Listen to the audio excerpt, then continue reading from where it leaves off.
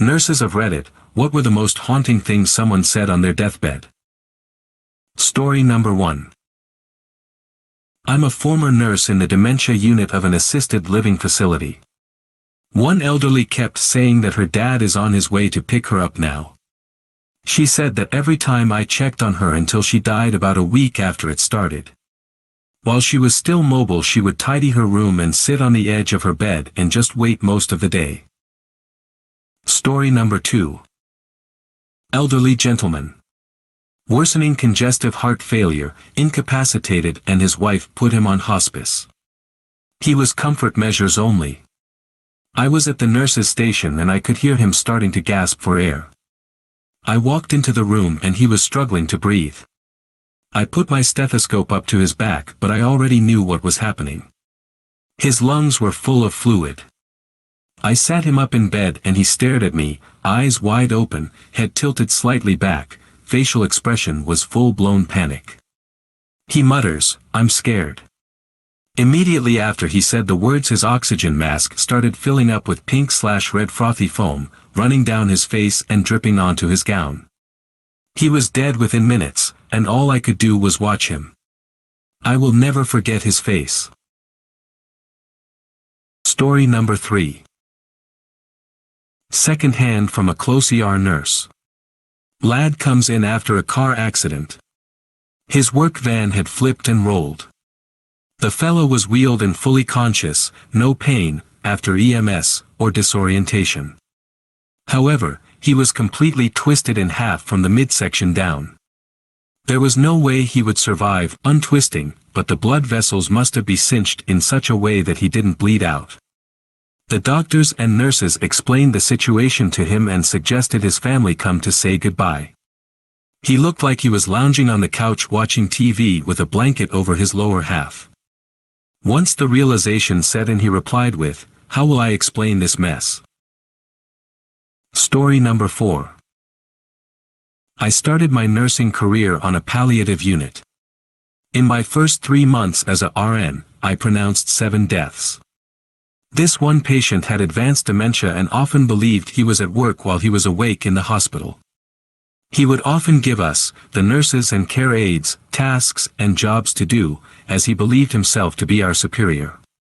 One day near the end of December he asks me when is New Year's. What day is it this year? I tell him New Year's will be the upcoming Tuesday. He nods and tells me that he thinks he's going to have to quit after the new year. This job is getting too difficult for him and he can't keep up. It's time to retire. I tell him we appreciate all the hard work he's done and will miss him terribly when he's gone, that he was a great employee and we all loved working with him. That Tuesday, January 1st, he passed away peacefully in his sleep at 2 a.m. I will never forget that conversation. Story number 5.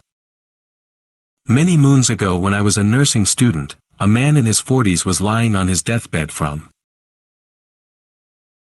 terminal cancer, his sobbing wife lying in bed next to him. He looked at his wife, using the last bit of energy he had to gently wipe away her tears and stroke her cheek. He took off his oxygen mask and said, "Don't worry, love, don't be afraid. It's just death." He passed shortly after. Story number 6. I worked in a nursing home and a lot of the people who were dying saw their spouses who had passed before them. One lovely old lady said her husband was in the room, and when I told her it was okay to go with him, she said, "Oh my God, no, I hate him. I'm scared of him." And started to cry. All I could do was hold her hand and tell her I would send him away. She passed very shortly after that with a smile on her face. I hope he wasn't there for her. Story number 7. From when I worked in private practice. Had a patient get diagnosed with a moderately aggressive but treatable throat cancer. We tried everything we could think of to get him to consider treatment. He refused any type of treatment, so after about 3 months, his wife had their 2 adult sons basically carry him into the office at 4:50 p.m. on a Friday afternoon. I was the only nurse in the building. I got him into an exam room. Dude was completely gray, gaunt, and you could hear how close the end was every time he breathed. It wasn't exactly a death rattle, but you just knew his lungs were full of fluid. His son sit him in a chair and he starts to slide out. The room was too small to put him on the floor and the exam table was too high to lift him up on it. I stood between his legs and held him upright in the chair while I told the sons to go get the doctor, told the wife to call 911. We all knew nothing was going to keep the man alive much longer. He patted the side of my leg. It was the most he could move and whispered, "I should have listened to you all. I don't want to die." He lost consciousness and all I could do was just keep him from sliding out of the chair until the EMTs got there. After the ambulance got him to the hospital, he lasted about 4 hours. Story number 8. Short story, but we had a young patient years ago. She had a history of 4 drug use, had gotten sober a few months ago but had developed endocarditis, infection of her heart and had vegetation on her valves as well as severe heart failure from dirty needles. She needed months of antibiotics, and then would be eligible to get a VAD, ventricular assist device, machine to bypass her heart and possibly bridge her to a transplant after being sober long enough. She had already been on the unit over a month. She was quiet, sweet, and reserved but always thankful for her care. She had no social support. Her mother was who gave her drugs the first time, and she had no contact with anyone in her life except for one friend who came in once a week to check on her. On her 24th birthday we got her a cupcake and sang her happy birthday.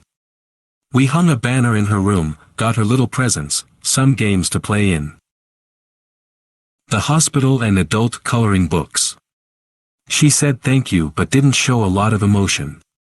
She was always quiet and we were not entirely sure how she felt at the time. That day, on her birthday, she went into cardiac arrest and died. We spent 45 minutes trying to get her back. Her friend came in to collect her things, and showed us the message she sent her that day. It had a picture of the cupcake, presents, and banner and said, "I love my nurses. I don't know how to tell them, but they're the best family I've ever had." She did tell us in the end.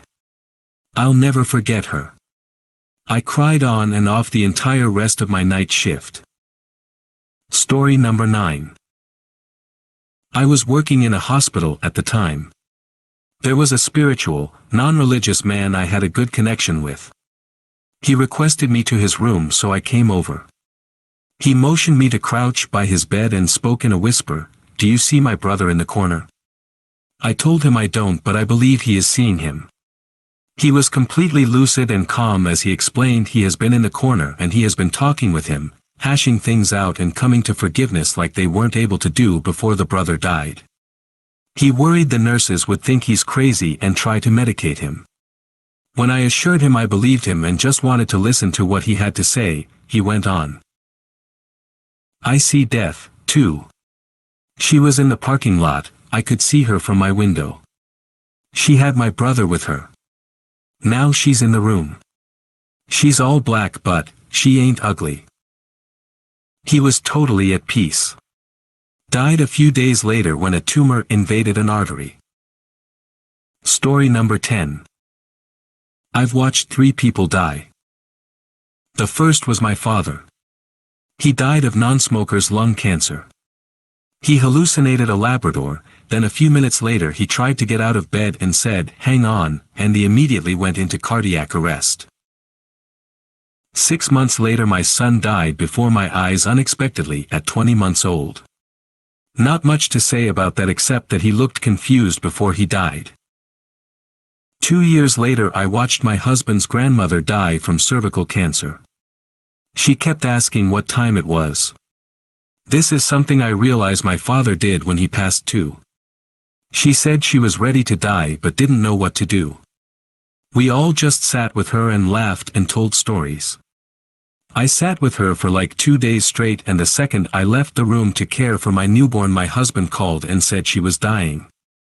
I think she wanted me to leave because she knew I had seen enough death before she went. She was an amazing woman.